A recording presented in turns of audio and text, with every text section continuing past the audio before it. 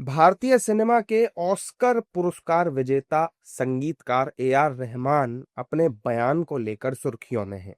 AR. Rahman ने एक interview में कह दिया कि उन्हें काम मिलने में परेशानी हो रही है और हिंदी सिनेमा में अब कम्युनलिज्म देखने को मिलता है। ए.आर. रहमान के इस बयान के बाद देश में सियासी हलचल मच गई। विपक्षी दलों के नेताओं ने रहमान के बयान पर कहा है कि वो देश के बहुत बड़े संगीतकार हैं। अगर उनके साथ ऐसा हो रहा है तो फिर इस पर विचार करने की जरूरत है। अगर ऐसा वो कह रहे हैं तो ये बहुत ही चिंता का विषय है। और ऑस्कर अवार्ड मिलने के बाद अगर वहाँ म्यूजिशियन को या किसी भी कलाकार को अगर फिल्म इंडस्ट्री में काम नहीं मिलता है, वहाँ भी अगर भेदभाव होता है, तो ये तो बहुत ही दुखद है। हमारे देश की स्थिति इसका मतलब है और इस पर सरकार को ध्यान देना चाहिए। इस तरह के भेदभाव अगर बढ़ेंगे तो आगे चलकर और नफरत घृणा बढ़ेगी आपस में। ऑस्कर विनर अगर इस तरह की बात बोल रहा है तो उसको ऊपर चिंता होनी चाहिए। उसको काम ना मिलना, जिसको पूरी दुनिया ने मान दिया हो, अपने देश में अगर उसको काम नहीं मिल रहा है और केवल उसके धर्म के कारण नहीं मिल रहा है, तो ये बहुत ही बड़ा चिंता का विषय है। मुझे खुशी है इस बात की कि मैं ए.आर. रहमान का बहुत बड़ा फैन रहा हूँ और उनके गाने रिलीज होने से पहले ही टॉप चार्ट पे रहते थे। जब तक लोगों के बीच में आते नहीं थे तो उससे पहले ही टॉप चार्ट में दिखने लगते थे। अपने देश के और दुनिया के बड़े हैं ए.आर. रहमान, पॉपुलर हैं।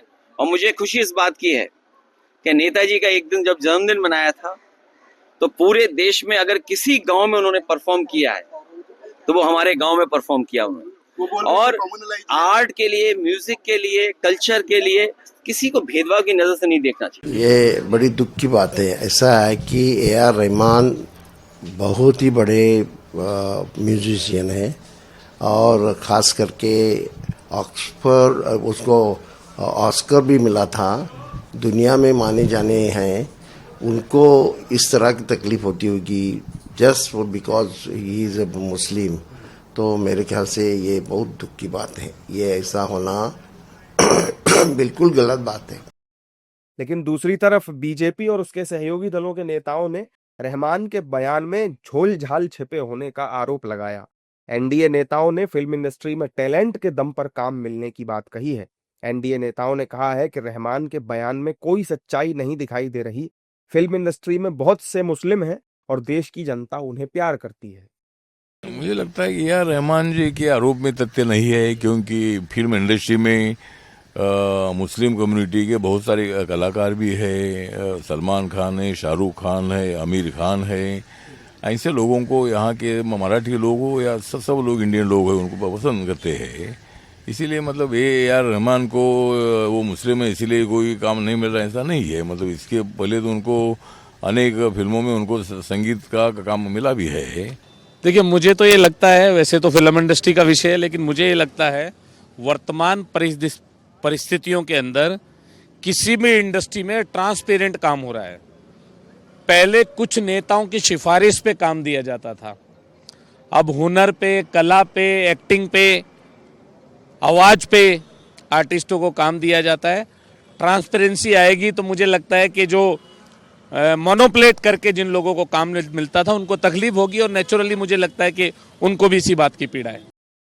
वहीं मुस्लिम धर्मगुरुओं और मुस्लिम नेताओं ने उनके बयान का समर्थन करते हुए इस विषय पर विचार करने की बात कही है। नहीं, कई मुसलमानों को धर्म के वजह से काम नहीं मिलता है, इसमें कोई शक नहीं है और इसको छुपाना भी नहीं चाहिए।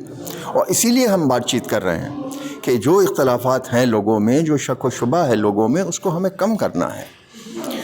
रहमान कहीं और तो जाने वाले नहीं हैं, यहीं पैदा हुए हैं, यहीं काम करेंगे, कम मिलेगा ज़्यादा मिलेगा।